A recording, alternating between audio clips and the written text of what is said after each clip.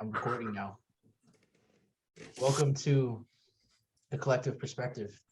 I'm a polar bear. I'm a space bug. Sidekick. Space bug. Just kidding. This is my co-host. Introduce yourself. I don't know how I got wrapped up with this sassy ass polar bear, but he said if I didn't come on the show, he's gonna eat my leg off. So I was like, whatever, I'll come on. Dude, have you seen an angry, hungry polar bear? Better make sure I get my way. How many seals I've eaten in my lifetime? I make a bloody mess. Every dinner, everywhere. Narwhals, whatever. Hey, knock knock. Who's there? I'm a panda. Wait, no polar bear, just kidding. All right. I have a different joke. What's white and black and red all over? A penguin in a blender. No, me after dinner. I ate seals. All right, enough of this. We're here with the collective perspective. As a new podcast. All right, we're going to talk about things that we've been seeing in the collective and giving it our perspective. Seriously. Very seriously. Yeah, we don't laugh on this podcast. This is not a humor. This is hardcore C-SPAN news. Okay. You can find us on MSNBC. Yeah. Prime time. We're like the new subscribed version. So you gotta pay to watch. You gotta pay to watch. Yeah. You send the money to us though, not MSNBC. Yeah, well, we're like on a different level. We're like a multiversal. So like when you watch, you automatically give us consent. The consent is to have a good time. So it's cool. Well, we're going to start with the polar bear leading us in a mindfulness meditation so that we can all stop eating seals. Maybe we should just eat them more mindfully. So what I like to do is I like to bite the neck first so they can't scream. And then you eat them and it's fine. I have a joke. What did the seal say to the polar bear? No, but what did he say? The seals don't talk.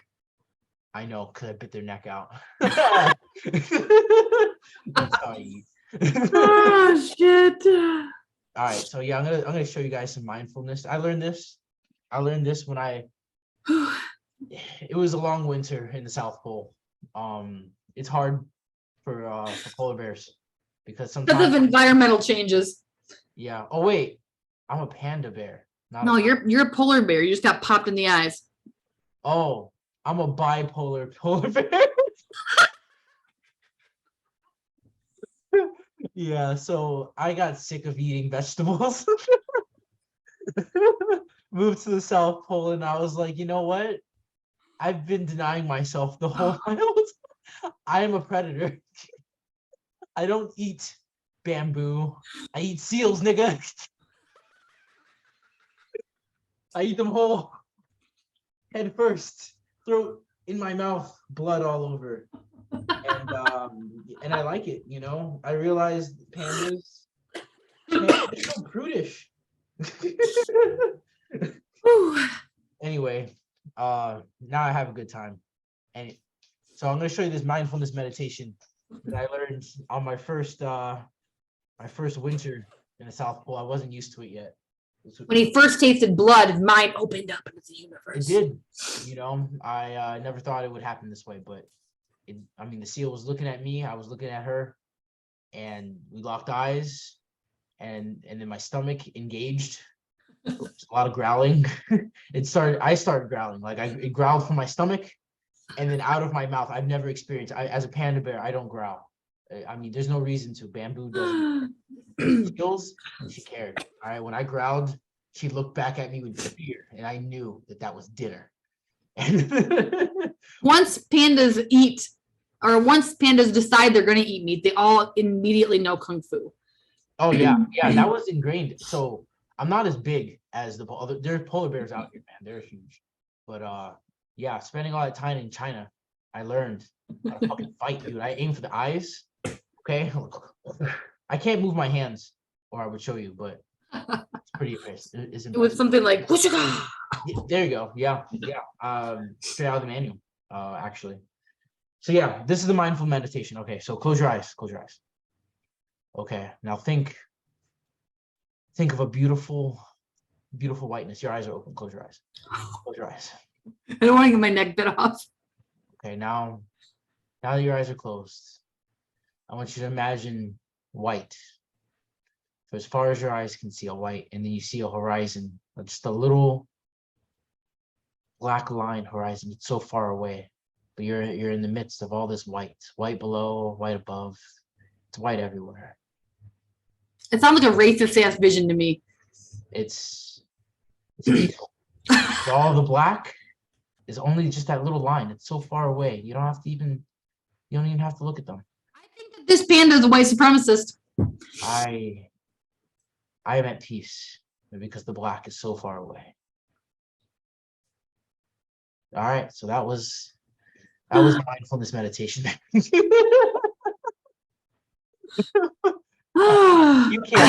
you can't have this avatar, Spacebug.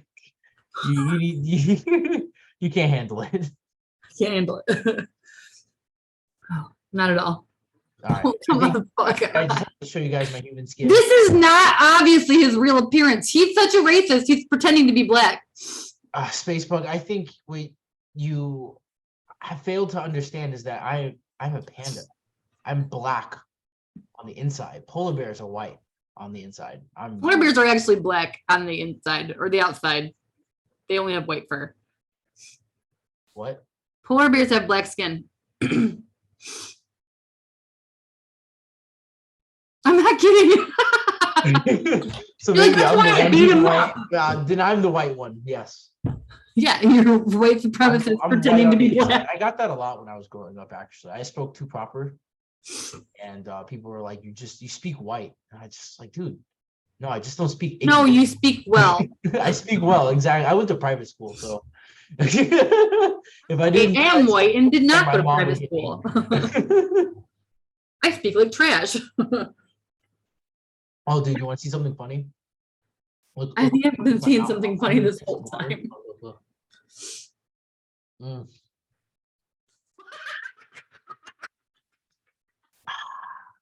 That was real good. Okay. Oh man, Nikki's gonna be so jealous that I've YouTubed before her. I'm gonna show her this video. Cat, shut up. All right. So yeah, okay. I don't think you can handle this avatar either. I'm just gonna need to be my humanity self again. There you go. All right. I guess he wasn't a white supremacist. Yeah, I have a lot of different sides to me. There's a lot in there. But I love all colors equally. You know, I think they all bring a lot to the table, including Black people. They have delicious food and good music. I hate everybody equally. There you go. All right, so let's talk. What do you have to bring to the table today, Spacebug? What do you got? Hold the fuck up. I'm Spacebug from Magic for the Masses and Anime Astrology. This is Jarrell Seeker from Dupe's Closet, the Amethyst Arcanum. What else we got going on? A ton of things all the time. Yeah, I literally do so many things. Wears many hats. My human name is Jarrell Seeker, but for the purposes of this podcast, just call me Dupe. We're on a casual level right now, you know. I would like to be called Mrs. or Dr. PhD Spacebug. Never mind, I'm done. Dr. Bug. Dr. Bug the third. Dr. Bug. Doctor. Okay, Sir Dr. Bug the third. I don't know. That's I can't make it any cooler. There's been 3 of you. Wow. There's been 84, I think. 4. 84. 84. Oh god damn, multiplying fast. All right. Yeah. Now there's only 12. Now there's 16. Perspective. What's going on? What is going on in the world? What are you seeing? Okay. In this last month. Well, I guess it's the 5th. We can talk about last month too, since the 5th episode. Something I would like to bring to the table seriously is the reality of non-human intelligence presence on this planet. Oh, that's a good one. As we know, David Grusch, I hope you know, has recently come out to the news, and he's in the process of presenting his case to Congress, unless he's already presented it, that the government's been involved in black op programs where they've recovered both technology and organic material from crash sites from unidentified flying objects. We also have Avi Loeb, who just recently recovered the first interstellar object in our solar system from the bottom of the ocean, and he found millimeter-sized orbs of metallic material he believes to be extraterrestrial or non-human intelligence technology. That's the biggest thing happening in the news, in my opinion, right now. That's pretty wild, actually. I haven't been paying much attention to the news. I've been on vacation. Vacation's good. But I do know that before I went on vacation, I did listen to Greer's national press event where he was, or press conference, which has gotten no mainstream media coverage, which is a criminal. And that's the thing that I've been finding very like kind of mind blowing is like I've only been hearing people talk about Grusch, not Greer, and their names are so similar that like I'm actually kind of blown. I'm like, what just happened here? It's almost as if like I haven't heard Grush's testimony yet. I want to, like, that's on my list that I need to listen to. I do need to hear. I've only heard bits and pieces. I think it's all just been made public. Oh, it hasn't all been made public yet? Not that I'm aware of. I guess it's a 7-hour interview, and they've only shown maybe a half an hour of it total on the mainstream, on available networks right now. I think News Nation is holding on to it for a documentary. That's stupid. I know. I agree completely. Like, people need this information now. See, this is what I'm talking about. Like that I feel like the Greer stuff is the real thing that's happening. And I think they're both very valid. No, I think so too. But I think the Grusch stuff is what's happening for the collective's ability to digest what's happening. Yes. Soft disclosure, if you will. Yeah. So like Greer is like that's what's that's for the big boys. Like that's what's happening. Like this is what's gonna happen. He's doing, he said that he was gonna set up for RICO, to stop all these companies from doing the thing. That Congress is following suit. Like for those who are paying attention to more than just one avenue, what this is saying is that like this disclosure is definitely happening. They are rolling it out. It is they're making way for whistleblowers. They are doing it. But there are protections in order now, right? But the thing is, I feel like there's two disclosures happening at once. If you listen to what's going on with Greer and how he has broken down things in his perspective, and what's happening with Grusch, and then like his perspective, it all depends on how you paint it, because this is like the big thing is it's all about like narrative and how you feel about the information. The information doesn't matter. Like that is we already know what we already know, and whether you already know it subconsciously or consciously, for a fact there's more shit out there. You've watched media about it. It's in your brain that there's a possibility that other exists. And so what our government, I believe, is trying to do, and this is complete an assessment, I don't think, but I think that what's happening is they're trying to control the perception of the understanding of this other. And so whether it's going to be perceived as a threat or if it's going to be perceived as a friend.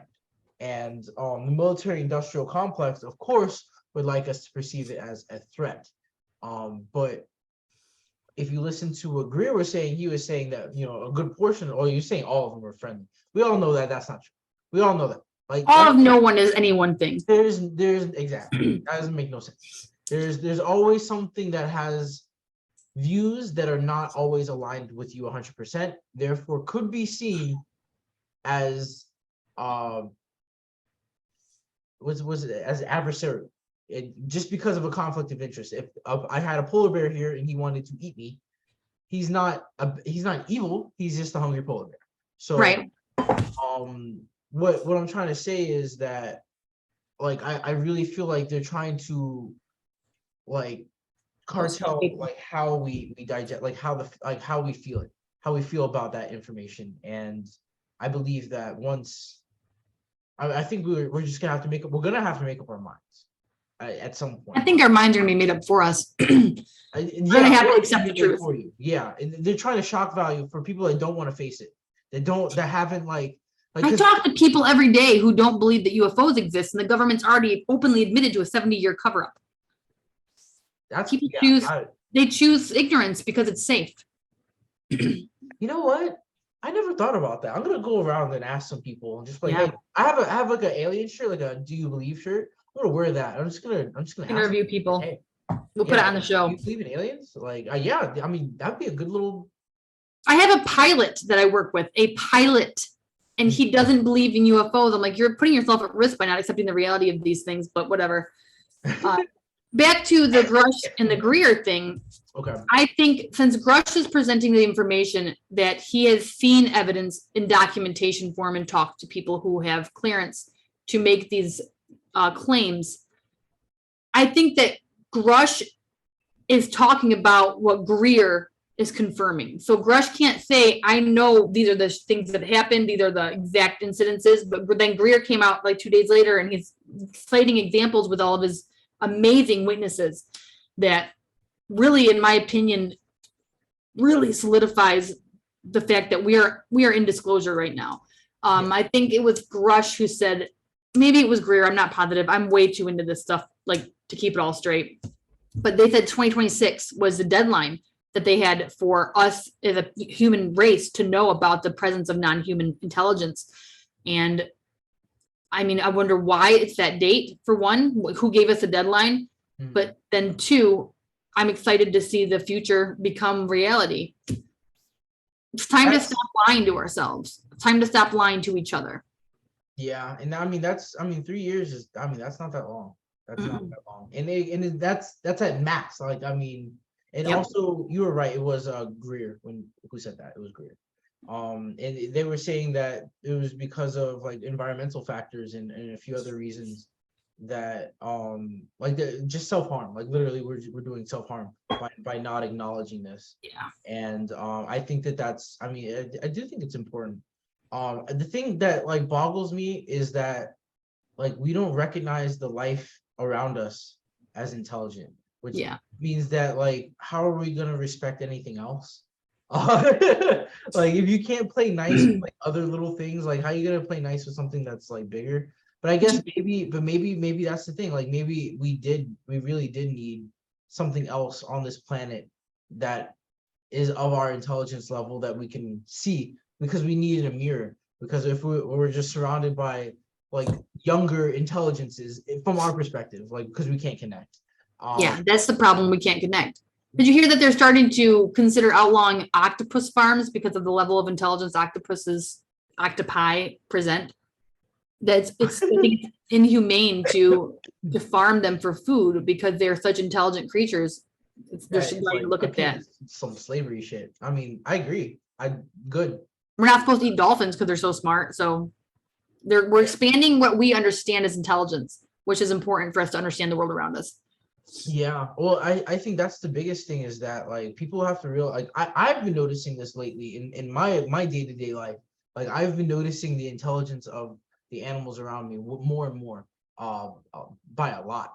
And I don't know if that's just because of the times or because I've been doing the Monroe Institute mindfulness meditations, which we will actually present in later episodes. Yes, yeah, we'll talk about that.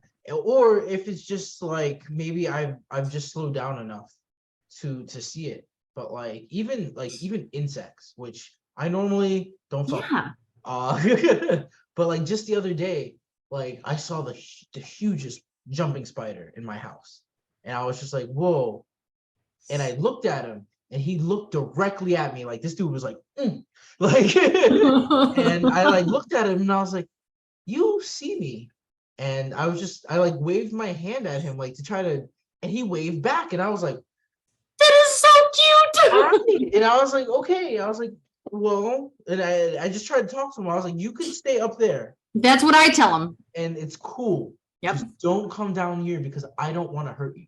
Yeah, I say don't charge me and we're fucking fine. But you charge me and it's on. And like a mosquito, if it's trying to take my blood, that is an offensive act. That is me defending myself. I mean, but other than that, I don't kill bugs. I just let them do their thing. I had a bee die and it was really traumatic, and I'm not going to go into the details, but I love this bee, and it ended up dying because it got stuck to the tape on my windows because we have to, in Michigan, we have to block our windows off. And it was so fucking traumatic for me. Sorry for the swearing, but I wanted that bee to go out and live and have a great life. And it died, and it was horrible. Even though it was a threat to me because it could sting me and hurt me, I have to respect that it was a prime species. It was like a prime type of it was excellent specimen.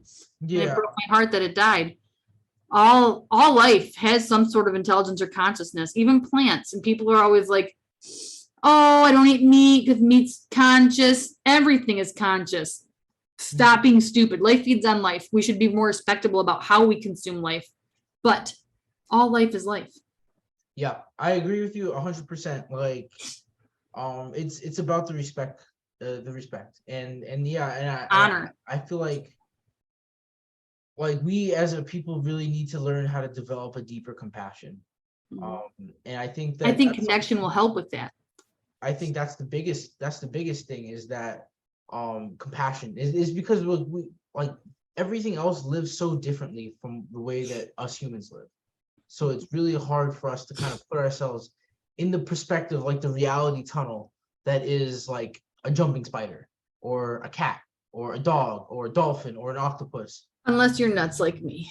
unless you're a good empath. Or unhinged. Practice. Yeah, practice makes a difference. I like to think about the psychology of fish when I'm fishing. I'm like, where would the fish be? I try to get myself inside their head. Yeah, that also makes you a good hunter. Like, but the big thing is that, like, yeah, I mean, we just have to be respectable. You know, I think it's just the biggest thing, is just we gotta do things with respect. Yep. And value all life, value all creation. Yeah. And I think that, like, I think that's why hunting is a good thing, because I feel like they have a chance to fight back. You know what I mean? But I mean, I'm not a great hunter, so I mean, sometimes you're gonna need somebody to hunt for you. Like that, and that's why we eat a lot of meat, so I would be hunting vegetables. I mean, that's also a thing. Like, I would actually like to eat. Like, I wish we had bigger access to like giant mushroom farms. Like, why aren't we eating mushrooms, guys? Like, just like normal mushrooms, like, but a lot of them. We should be eating a lot more of them, because they grow so fast. They taste like meat, and they're good for you. They're good for your brain. Like, why are we eating mushrooms, guys? I don't understand. What the fuck? Like, because I think, and this is going to go into some conspiracy stuff, but people are going to have to get used to that on this channel. Oh, definitely. The powers that control humanity don't want us eating things that will make us healthy. They want us sick, and they want us weak. That's true. They want us totally dependent on them for survival. And if we were healthy, we wouldn't need their fucking fake medication. Yeah, that's the medical industrial complex you're running up against, and that's a real thing. It's a real problem. Because our healthcare system doesn't kick in until you're sick. Like, we're there, it's meant to fix the problems, but in order for them to be relevant, there has to be problems. So there's an incentive to create the problems, and I feel like that's the same thing with, like, actually pretty much a lot of the complexes that we have, is that we actually create the problem that those things are trying to solve. So our doctors, they're the ones that are actually causing disease. The schools are the ones that are actually causing people to become ignorant. Yes. These are these systems that we have stopped, like, relying on ourselves for, and push those systems externally and gave them to our government. Those systems have been used against us. And they're causing the problems in which they're supposed to be solving. And so, and why are people accepting that? Because they, again, would like the safer, easier route. Yeah, it's responsibility. They don't want to take it. In order for these complexes to end, like, you have to take responsibility for your own healthcare. Yeah, at least at a local level.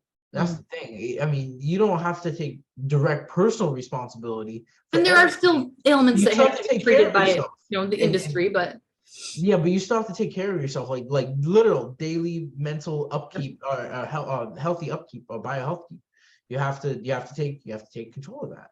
You have the same thing with school. Like, you can't just accept everything that comes out of a teacher's mouth as truth. You have to go and self-learn. You have to learn and research and read, and use the internet. I think the internet has become so user friendly. You can get so smart. ChatGPT all day.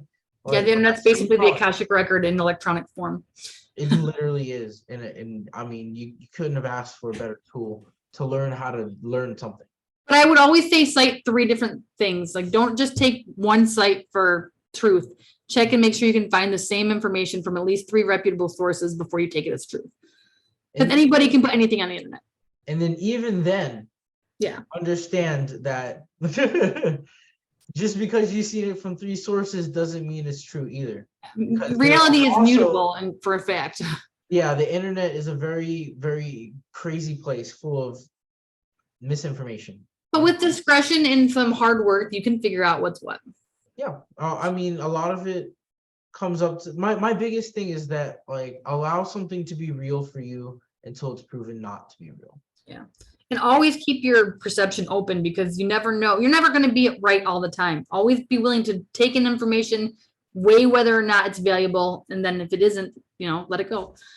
I think one of the things that like have helped me the most, like especially like this last couple of years, is like especially like with my new marriage, has been like sometimes even when you're like dead set that you're right, like what if you're fucking wrong?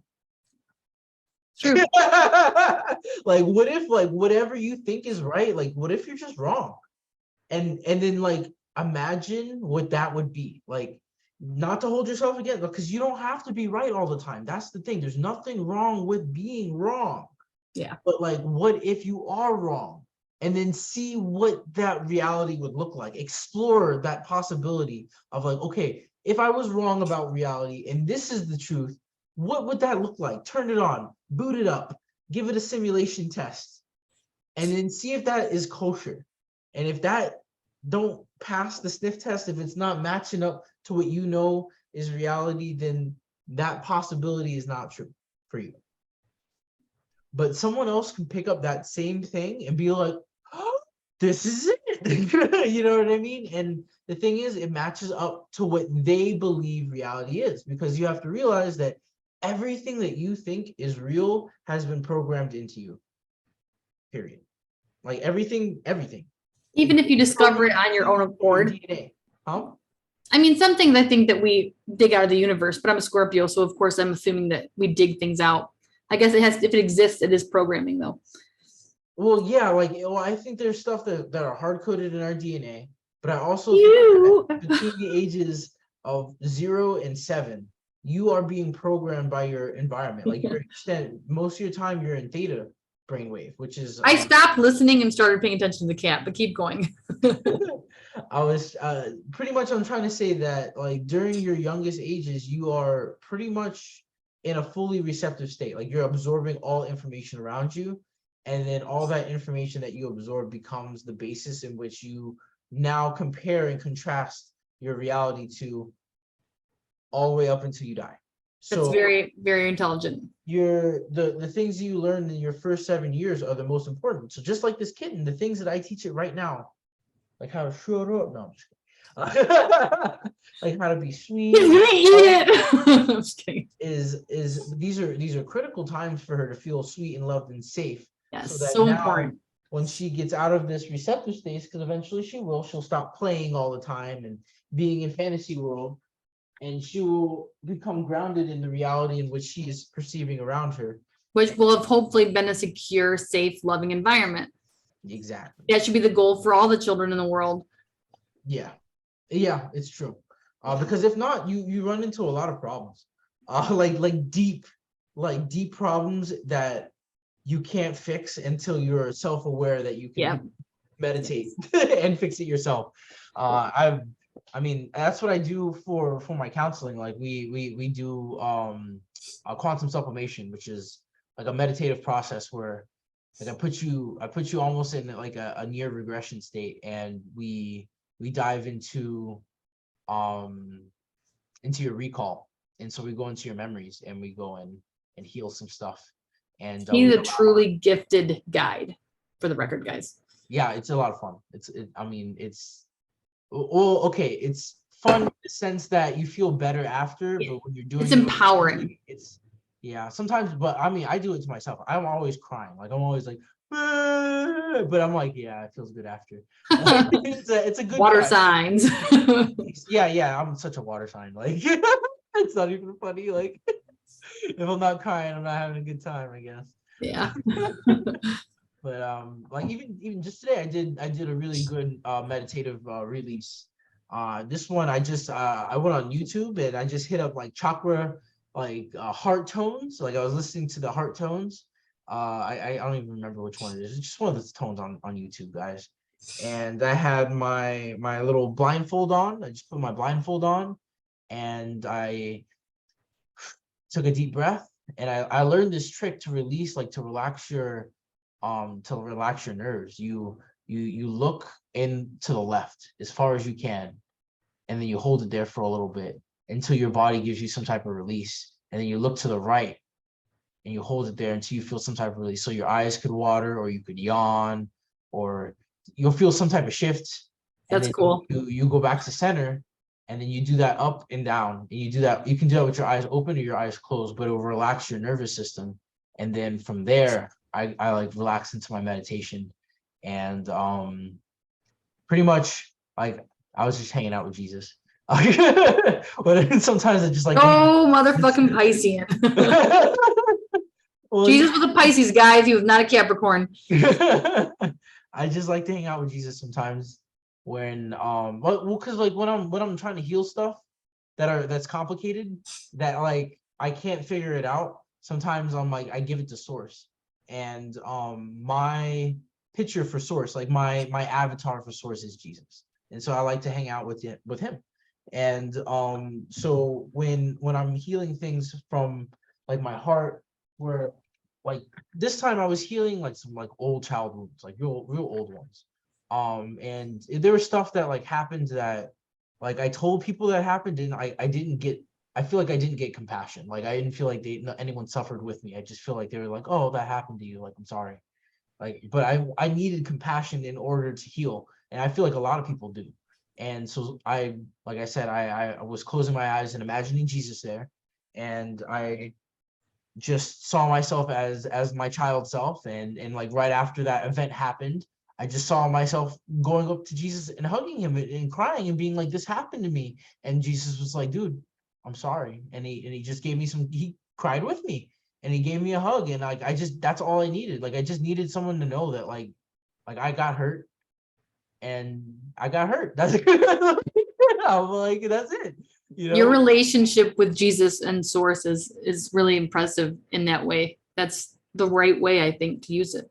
Thanks. I mean, like I feel like he's just like my big brother, like I don't have a big brother, so I don't know if like that's the truth, but like I like to imagine, and like that feeling of, because I don't want him to feel like my dad. Like that's too, I don't really like my dad like Yeah, that. that's the wrong hierarchy. Yeah, I feel like it gives us a weird hierarchy thing, but when he's my brother, like he's like my big brother that loves. Like he doesn't go over there, and like beat up the bad guys. He goes over there and like he wipes your tears, and he teaches you how to deal with the bad guys so that next time you do it better. Like he's not the guy who solves your problems. He's the guy who picks you up when you having a hard time solving your problems. And That's brilliant. it's really good advice too. Sometimes when I'm tired of crying, like when I'm finally done telling him all the things, I just listen, and he tells me some really good advice. He's like, dude, he was, because okay, like this is probably a lot to share, but I was healing like sexual abuse, for like child sexual abuse, and anyway, he was just telling me that, like he was like, dude, it's okay, like these things happen, and they, I mean, like they've made you who you are today. Like, and he's like, and it gave you like a different like respect, like the way that you see things and the way that you can connect with people on a different level. He's like that stuff happened. I'm not saying that it happened for you to do this, like, but because that happened, you grew in a way that wouldn't have happened otherwise. And it was a large burden to bear. Like he told me that it was a large burden to bear by myself, because I didn't have anyone to have compassion with. And so like the only way that I could have like healed that was by having that meditation and giving it to him. And so he was saying, like, in a sense, by that happening, it made the moment where me and him had this moment right here. And he's like, and now you get to see me as your best brother. And I was like, shut up, I love you. And then, all right, that was too deep. I'm sorry. But yeah, No, I pray for the day that people don't have to experience that to find their eventual path. Because I think I was just getting in an argument with my very good friend Kirsten about this. She said that there's no good or evil. I said evil exists when people hurt innocence. And her retort was, it makes you who you are. I just hope someday we can live in a society or on a planet that people don't have to go through that in order to become who they're meant to be, because no one should have the right to hurt a child. Yes, I agree that children are extremely precious and need to be protected. Children and animals, the only innocent things on this planet. Yeah. And I think that like it, yes, I agree with you completely. But I also think that there are appropriate times where a child has to go through their trials. Right. To become adults. But I just hope that someday that trial will transform into something that's not sexual abuse. Yes. I agree. And I think that's why it's important to keep, to have open communication. Sorry, my cat is like meowing as hard as possible right now. Little cutie. And this is such a sensitive topic too, so I'm like really trying to choose my words. I think that when it comes to children and taking that journey into adulthood, and the way that it happens, it's never easy. And True. It happens, it's like how do you crack an egg? You know what I mean? Like that's really like that. I mean, like if I were God, right? If I was sitting on the shoulders of the man who writes every story, you know what I mean? To you have to cross this line at some point. And no story is perfect, but it has to happen. And so I guess like the thing that we are struggling with is like we're talking to Source and we're like, Source, how do we crack this egg easier? You know what I mean? Because it is true. Like it can be very traumatic, and like the circumstances are never optimal unless they are. And even when they are, you could still be traumatized. You know what I mean? Like even the first time could be good, and you let kids traumatize themselves though. Let us do our own damage instead of being hurt by the people who are supposed to protect us. I will never be able to forgive people who hurt kids. I was never personally abused, and I don't know why I'm so adamant about it, but for God's sake, as humans, we're the only species on this planet that has infants that are so weak and so unable to protect themselves. So where did our instinct go to protect that? Evolution is like in the wrong spot. I don't know, but I'm just a jerk, and no one's gonna convince me that kids shouldn't be protected. I mean, they should be. I really do think they should be. I just think that we as a society Always we don't have uncomfortable our becoming culture adult. anymore. Yeah.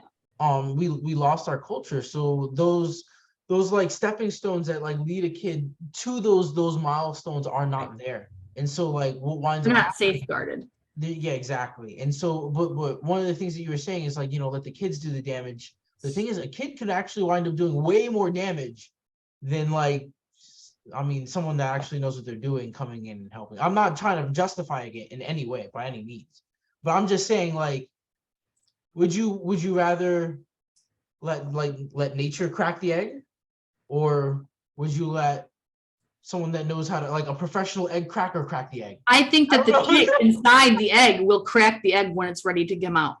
When the chicken is fully formed, it's equipped with the tools to crack that egg from the inside. I agree. Exactly. Okay. I see what you mean there. And so like they're equipped, the tools are within. Yeah, because if you break that egg right before it's fully formed, then it's always going to go through life with this organ that's not developed, or this leg that's not there. You might as well let it get there to crack the egg on its own when it's ready to crack the egg. It knows what to do. Nature knows how to get it out of the egg. Yeah, It's gonna make its way out. There's no reason why we need to fuck with it.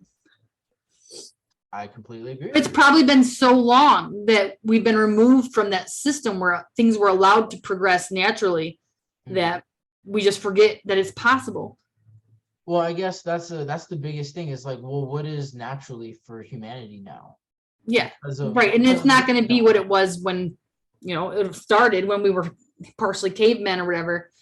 But I mean, just in this generation, like where you were a kid compared to how, like, if a kid was growing up now, you have to see way different. The culture is so different. Yeah. Like, how do we even communicate how we crack the egg compared to that? You know what I mean? Like, I think that we don't have to communicate because when the kid's ready, the egg will crack. Yeah, I agree. When the kid's ready to take that first sexual action outside of innocence, the kid will take it. It doesn't have to be forced. But then media is going to always influence that at this point. I was gonna say, yeah, the media, the culture is now steeped in it. Yeah. To a degree where fucking, who is it? Some musical artist was just on stage in a Pride festival where there's kids in the audience with a fucking dildo strapped on. It's what happened to indecent exposure laws. Like, we've opened the door for pedophiles to shake their naked dicks in front of little kids, and I'm not okay with that either. I completely agree. Yeah. I think that's I mean, for one, if you're in public, you need to be decent, period. Put your clothes on. Unless you're in a nudist colony.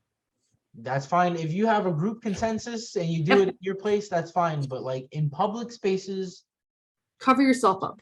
Wear clothes. For your medical safety too. You don't want your stuff hanging out with bugs in the wind. Now, as far as like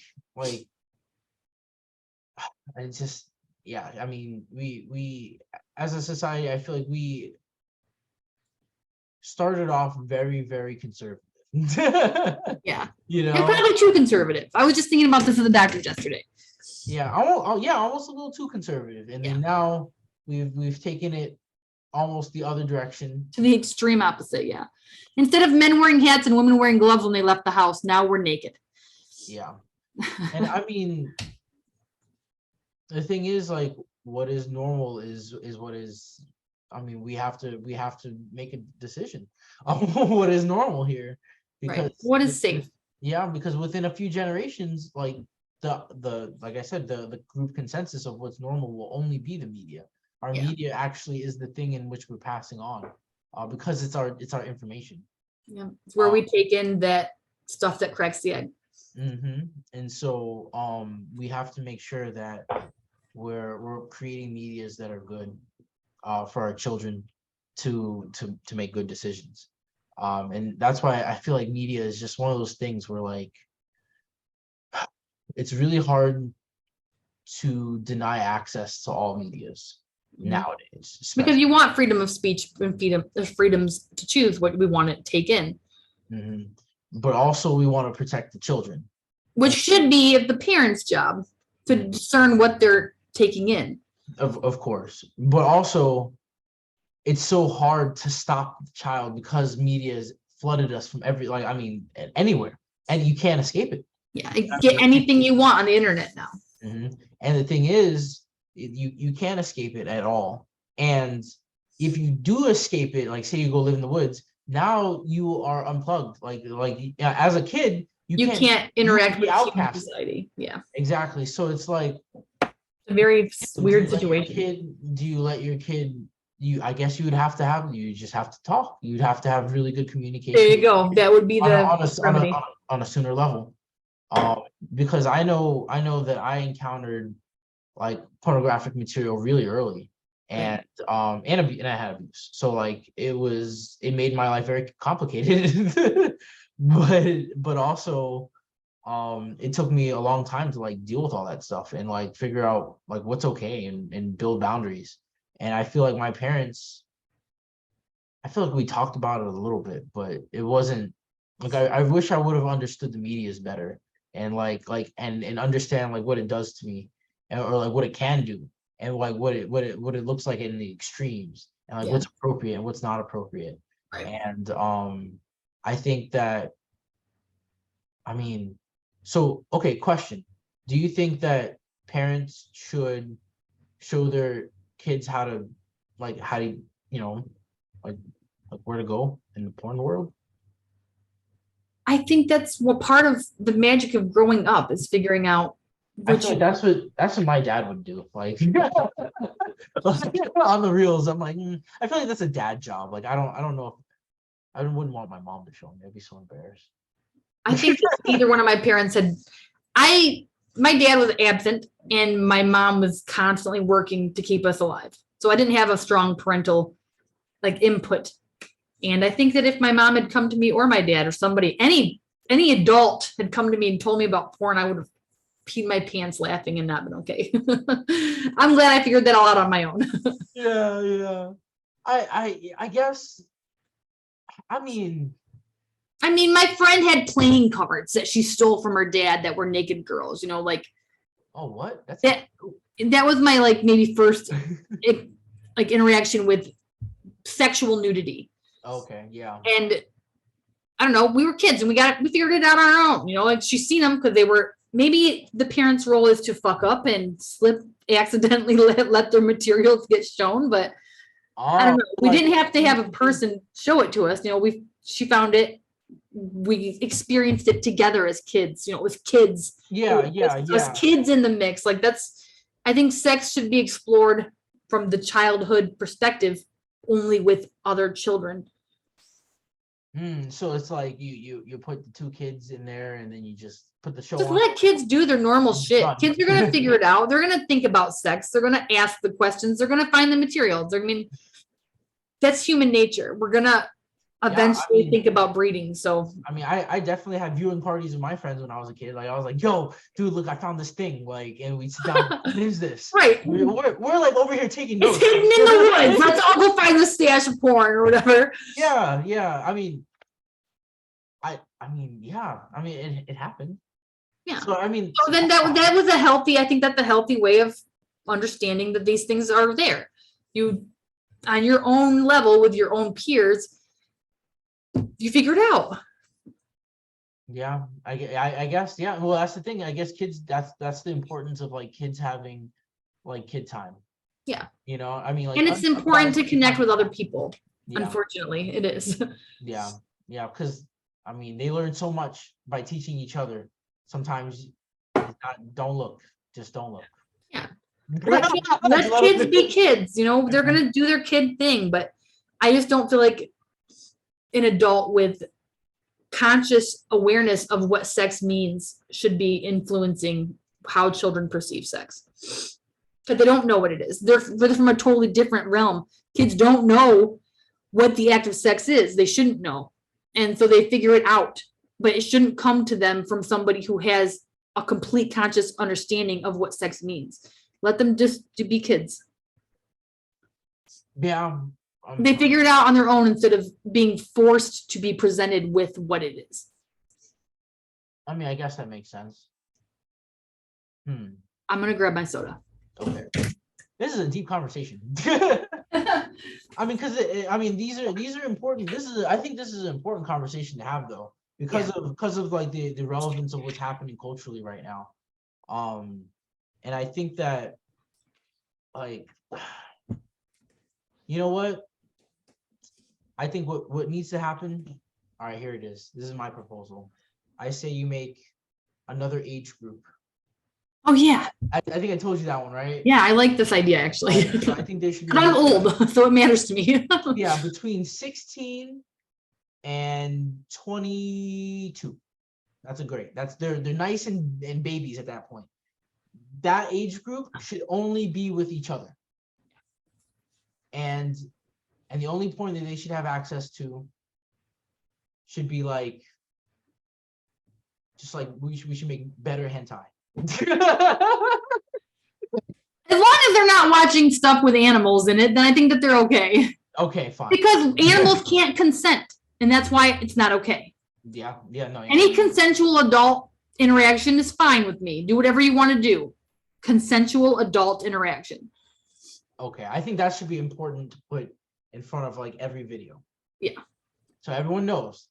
And then after 22 though, after 22, Do if whatever. you decided to be like a long-term partner with someone, then it would be considered a like pre-marriage or something like that. Like it'd be like an Common law marriage. What would you call a common law marriage? Okay, sure. Yeah, that's what they're called here. Yeah, and then that way, like if say your ages were different, say you were like 17 and the other person was 20, and you guys were in that group and you guys decided like, the other one was about to be 23 now. And so it would be, and the other person would be 19.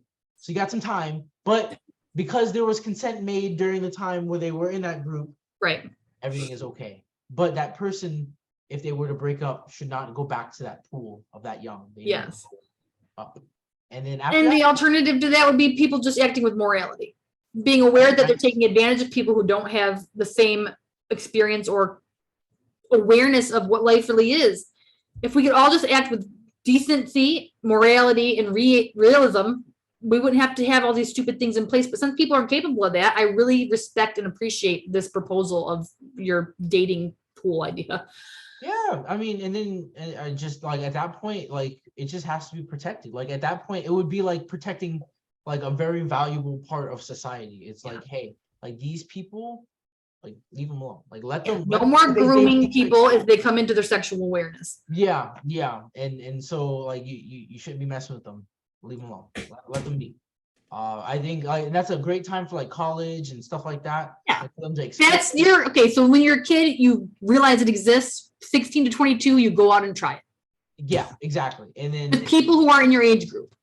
Yeah, and I mean, if you get in trouble and stuff like that, I feel like should be like I said, like the smaller punishments because you're still stupid. Yeah, but after, definitely after still stupid. But after 22, you're an official adult. 27 according to astrology, but yeah, I get your point. Yeah, and you're official adults, and you have to start learning how to take care of all your shit because you don't get easy punches anymore. By 22, you should be aware of how to be a human. Yeah, no more excuses. At 21, I mean, I know a 21-year-old. I know a few for my job. Some of them aren't ready to be adults, and that's okay. Take your time to become an adult. But the people who aren't sure how to be an adult, they shouldn't be taken advantage of by people who know how to control them. Yes, and that's what we're really getting at is like the control factor in our society. Yep. The ability to freely explore yourself without being impressed on like all these media ideas and like all this stuff. Like I said, I think kids should have like full shielding from advertisement completely. Like they should. That's a beautiful idea. Want to show them like TV and stuff, that's fine. But like I think that like advertisements and stuff, kids should not be seeing any ads. But the child like revenue that comes to the world of consumerism is so massive that there's no way that would happen. Then I guess they should only be getting some toy ads. Like that would be totally sweet. Really make sure that like the ads that are seen by our kids have been looked over very, very carefully. People need to be more moral and more aware of the influence that what they're giving out to society is going to impact on people. Yeah. Baby people who are going to become the future. Yeah. And I think that I think that's just a really big part of it. And then when you, like I said, when you become a teenager or whatever, I mean, then you can get ads and shit. Yeah. Like, but I just feel like those formative years are so important that we shouldn't be letting the world brainwash kids. Yeah. I mean, I'm sorry, but without the media, would we have any 7-year-olds thinking that they're transgender? Probably only 1%. If not lower. And even if they did think that, it would probably just be a phase. And if you cannot consent to buying CDs or having a cell phone contract, you should not be able to consent to permanently altering your body. You can't get a tattoo until you're 18. Why are you allowed to have sex change hormonal therapy, which will make you sterile for the rest of your life? So when you're 7 years old, you don't know if you want to have kids. You have to be 30, maybe 35 in the United States, or at least in Michigan, to get sterilized, to get my tubes tied. I had to wait till I was 33. But children are allowed to get permanently sterilized at 7 because they think that they're the opposite gender. That is not okay. Let them wait until they're 18. 18, I'm not asking you to say it's impossible. I'm not asking you to make them dress a certain way. You can dress your little boy up as a girl, but don't let them take chemicals that alter their body until they're fucking 18 because they don't have the awareness of making a permanent choice. No one who has been a child should think that that's okay. Well said. And Sorry to go up on a hill or I whatever. think But this is why it's called a collective perspective. We got to talk about it. We have to hear about these, we talk about these tough things, because like these are the questions that the collective needs perspective on. True that. And, like, even though we're not gonna maybe come up with the best answer for every topic, but it's like Become aware of the we're having a issue. conversation though. Yeah. And I think that's so important. I just think that, I like, as a victim of these things, a survivor, not a victim. I'm not a fucking victim, nobody. Right. As Hell a yeah. survivor. I just think that, like, children do need more protection, and I do think that, like, if they get sexualized early, it can drastically change their brain, and like what they would like, how they relate to sex permanently. Yeah. And how they connect with others. Personal boundaries. Like, all of it is just so important to take that time to protect the kids. And when it becomes that time, like, to let them experiment and do it safely. Like, I mean, my parents were very casual about it. They're like, hey, if you want, you gotta understand things, cool, you do it here, so we at least know you're okay. Like, I guess everyone has different answers, but I just think that, I don't know. I guess, like, I see that now because I don't have any kids, and then I'm gonna have like a son, and I'm gonna be like, take that shit outside. And if I have a daughter, I'm like, you will never have a boyfriend. Never going outside. You're never going outside ever again. But I don't know. I just want our kids to be okay. I think that's a natural fear. Yeah. And I think, like I said, I think our media shifting the way that it has been, and like all this extra stuff, I just think it's unnecessary. Yeah. It's harmful. These topics can still be talked about, and these aspects of society can still be here, but they don't need to be in the forefront, or a month-long holiday, so our kids, that doesn't make any sense. I think celebrating pride is a totally great thing. Celebrate the fact that people can relate to each other, not in what we consider a normal biological manner. But we do not need to integrate explanations of the sex acts and sex toys and all this other shit. Like, I remember I didn't learn about sex toys till I was in my early 20s or whatever. And it was like, cool. Like, I got to learn about all this great, cool stuff. You don't need that in grade school. There's no reason why. You're incapable of having an orgasm, then you do not need to know about sex toys. We don't need to go that early. No. That is okay. People used to say, we had people come to our classrooms and they're like, has anyone talked to you about this, or have you ever been touched in these spots? Okay. Influencing children with these sexual ideas used to be criminal act. Now it is taught in school. Yeah. It's insane. Just let us figure it out on our own. Humans can handle it. We've been doing it for decades, figuring out sex and stuff on our own. We do not need to be teaching alternative sexual acts to grade schoolers or younger. Middle school, they have, sex education where you learn about your body. Yeah. That's good enough. I think it's good enough. If you want to accept people for the gender that they believe that they are, present as the child, and if it changes 65 times, fine, whatever. But do not let them chemically alter their body. Yeah. Not until they're 18. And I think, like, also we have to remember that we are talking about two different things. Like, the whole sex thing and the whole gender thing they are separate, but also very intermeshed in a lot of different ways. Yeah. So, like, the way that we're learning them in schools nowadays is very intermeshed.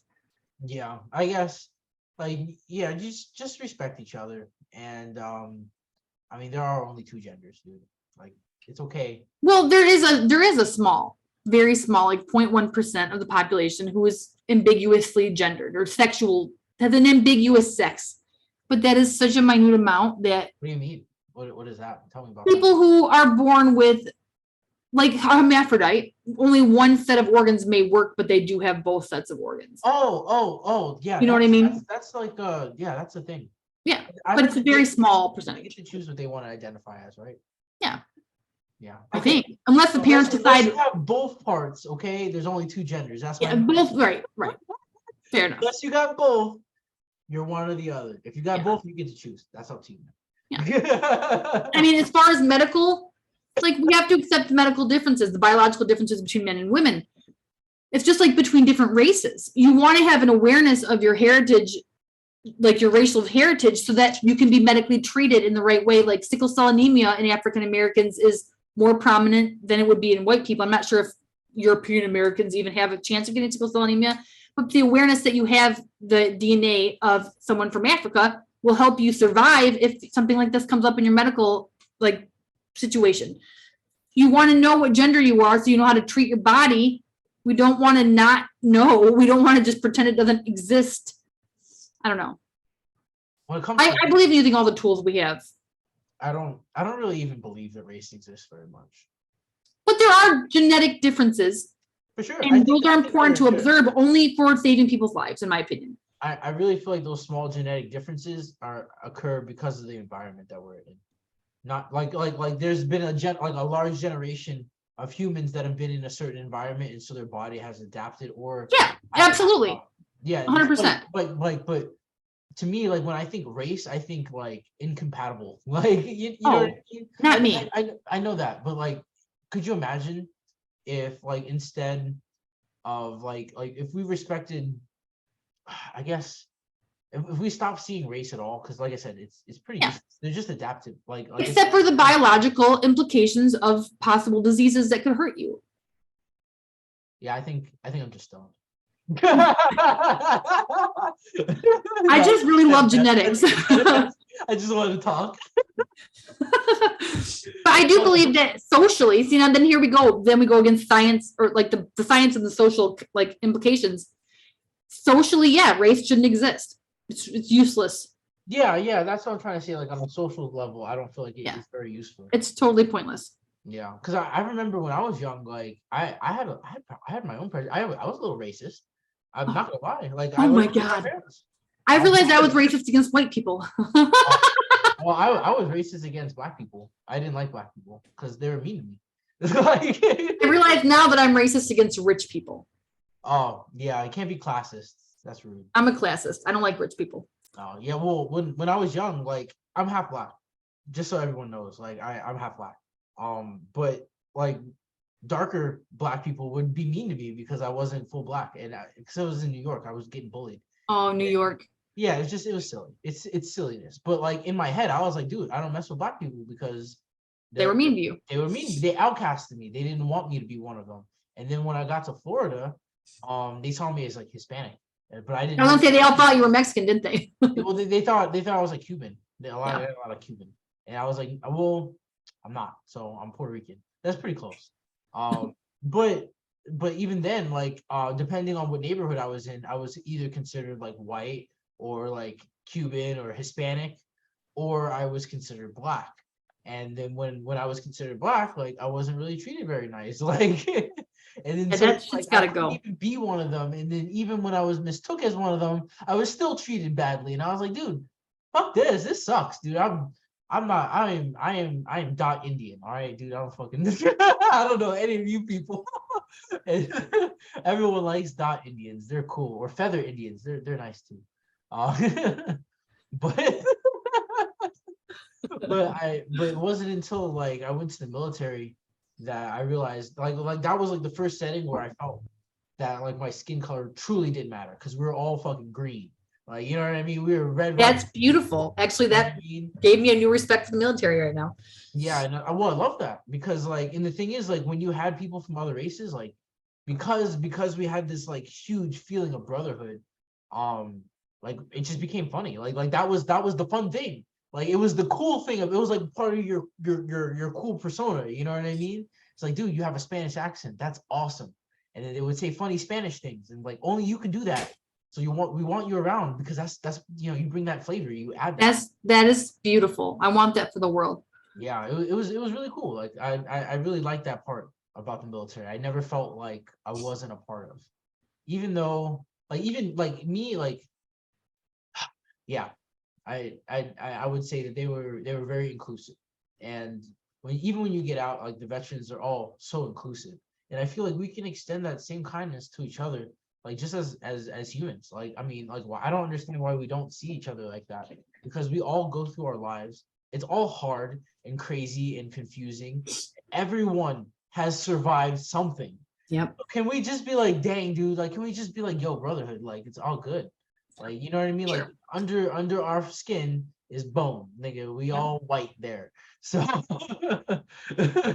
we got bones. I don't know what color bones really are. I don't know either. I think they get bleached when we see. Yeah, I think that this like the environment bleaches them, but I don't know. I mean, I broke a bone. It was kind of white. I guess maybe. I don't know if I've seen it. I feel like I did, but I don't know. It might have been. We all bleed red, right? We all bleed red. Yeah. Yeah, but our color. All of our meat is red. Are we white meat like chicken or something? I don't know. Oh yeah. Let's not eat humans. I don't know if there are parts. Yeah, don't eat humans. I heard we don't taste good though. They're nasty. Humans are gross. Yeah. We bleed red, but our blood is actually blue. Blue on the inside before it hits oxygen. Yeah. So, all right, fuck it. We'll all just say we bleed red, and we're humans. We're human. Yeah, we're humans. Damn it! Fucking get over yourself. Yeah. I came from a super poor background. Like I lived in a trailer park. Like my trailer park was so shitty that they shut it down finally. Like right after we moved out. But we were all poor. We didn't give a fuck what color we were. I don't know. Like no one cared. What black, white, Mexican. We were just poor kids playing in the storm drains. And I was grateful that I grew up with that mentality. And I didn't realize racism was so real until I got older, which was lucky for me. Yeah, it's a silly thing. It's a silly thing, and I think it's choosing ignorance, in my opinion. Yeah, it's full ignorance, and but I think a lot of people, especially even our media, like they're that way. They don't even know it. Like, or I don't know. I feel like sometimes our media does it on purpose, but I think they do it on purpose too. I think it's an act of division. They want us divided. They want us weak. That's true. I mean, yeah, all these systems are here to keep us divided. That's the truth. Keep us divided and therefore dependent. Dude, I just wish that we can just unify as a humanity. Chill. And I hope that the whole presence of non-human intelligence will help us do that. Not as enemies, but just knowing that we're not the only ones might make us feel more of a camaraderie with each other. Yeah, because we have a duality kind of consciousness, like as a species. Most people are kind of in that, and so like we don't see humanity as something to unite under because there is no other right now. And so like as soon as there is an other, even if they're chill, like even if they're chill. Oh, well, there's an other, which means we are the humans. Well, that means there is something to be proud of. Like there is a difference, and I think that's cool, and I hope that the aliens are chill. Yeah, I know some of them are, some of them aren't, you know, but I'm very interested to see like what manifests. Like I want to see what's I want to see the truth come out, man. That's all I want. I want to know the truth, and I want the world to know the truth. Yeah, it's looking like the Galactic Council's a real thing. Surprise. Yeah, the council. That's you know, I felt like out of all the things that could have been true, I felt like that was probably one of the easier ones. Because like I feel like if you're a really hyper intelligent race, right? Like if you're bad guys, you fall apart. So like good guys ultimately would have a thing of some type of unity that they come together, and they probably have some. Because why not? Why not become more with other people? Exactly. Because I think like why wouldn't you? Because eventually, you know, what keeps the galaxy together, like even functioning, could be the trading of resources, like the sharing of resources with and information. Yeah, and information, because that's like the biggest thing that keeps planets alive is information. And think about even just here on Earth, plants, they pollinate. That's sharing stuff in order to survive. It's good for survival to share. What if the aliens were like, that's why we've been doing all these abductions. We just needed your DNA. And but like you know, but Earth was like too young to deal with, oh man, we're like running into like Earth things. All right, so like what if Earth was too young to understand what aliens were, but the aliens still needed their DNA? How does that work? It's very feasible, actually. I think I was surprised by Greer in his press conference saying that it was humans offering humans up for testing or abduction, which we've also all heard from the Eisenhower Treaty. Supposedly, he didn't offer us up in the Eisenhower theory or whatever. It was like, okay, you're telling me you're this powerful. What am I supposed to do to stop you? Of course, you're going to do it if you want to do it. But I was surprised by Greer saying that it was humans that it started the, I guess, trade of other humans. But then, were we really surprised humans are offering trade of other humans? No, because we've been doing it since the beginning of time. Yeah. Oh, I mean, that I makes would personally feel better as an abductee to know that there was a reason for it. And if it was just because they needed the information, okay, fine. Just let me know so I can stop being afraid to go to sleep at night. Yeah, that, I mean, yeah, I feel With consent would come power and control, and we would feel much safer if we were able to consent to these things. that's true. And the fact that we can't, it's because we don't know what's going on. Yeah. That's not right. Yeah, I agree. That's not damaging. right. That is damaging. It's damaging to people. It hurts people, and it causes a lot of confusing. And it also, like, there are like tertiary effects after that, like because you get kind of outcasted and Yeah. the truth is You're afraid to be who you are because you can't tell the truth because people will outcast. Yeah, I truly believe my sister's drug problem. I think when she OD'd on heroin, I think her heroin addiction had a lot to do with not being able to sleep at night Oh yeah, from fear. Either And I don't think she would have died if she wasn't abducted. I really don't. I really don't think she would have been so dependent on drugs if she hadn't gone through that. And again, I believe everything happens, you know, it has to for a reason. Like you said, these things, these hard things from our childhood make us who we are. True. But it doesn't mean that there's not billions of people on the planet who would offer themselves up for abduction, because they would. People are nuts. People would be like, yeah, take me, I've got a sign, abduct me. Let them go. Let them be the ones to have their DNA like tested or whatever, and leave the people who are kids alone. Yeah. Well, I heard that like one of the reasons why they even do it with kids is because like of the way that, like, because they're so young and like adaptable, they're like things that like they're, I don't know. I think it's also likely that they're trying to alter our DNA to become more able to interact with them. Yeah. That's wild. Yeah. Totally wild. Well, that was a good talk on the collective perspective. Do you have any astrology news?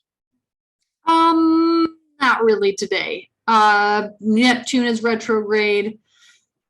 So be aware of falsities. Like, try to be aware of people tricking you, or you tricking yourself. That'll be my news for the week. Oh man, I hate tricks. Mm-hmm. Neptune is the bestower and destroyer of illusion. So you can take it as a power against being tricked or against escapism, or you can fall victim to what it builds up as illusion. So because it's retrograde, it's showing us that there are things that we have been lied to, or lied to ourselves, or allowed ourselves to see these illusions. And if it moves backwards, we're going to be repeating, we're going to be re-exposed to these things, these lies, these untruths. And so be aware that you're going to be presented with things you have not confronted from your past. Oh man. Well, I'm just gonna, so you hear that, guys, take your personal Jesus, put him on your shoulder. And don't let yourself be fooled twice. Fool me once, shame on you. Fool me twice, shame on me. Yeah. And I think that gotta buckle up. Mm-hmm. And hopefully you've been keeping a journal about your life. And if you need to review your notes, do so. From an astrological standpoint, journaling is a brilliant idea too, because then you can go back and check how the transits affected you at different times. Yeah. We're going to do astrology in another podcast, but this episode, we won't go into the depths of it. Yeah, I'm definitely looking forward to it. I want to see the things that I have to face. I'm sure, I mean, like I just told you about that meditation. So I'm sure there's probably things that I have to face. We all do. Neptune is a generational planet, so it affects us all. Like, of course, they all affect us all, but it affects larger groups of people. It's not like a personal indicator. We are all going through this experience where we need to be presented with the truth. Be wild. The truth. Have you had any dreams lately? My dreams have been weird lately. Yeah, like what?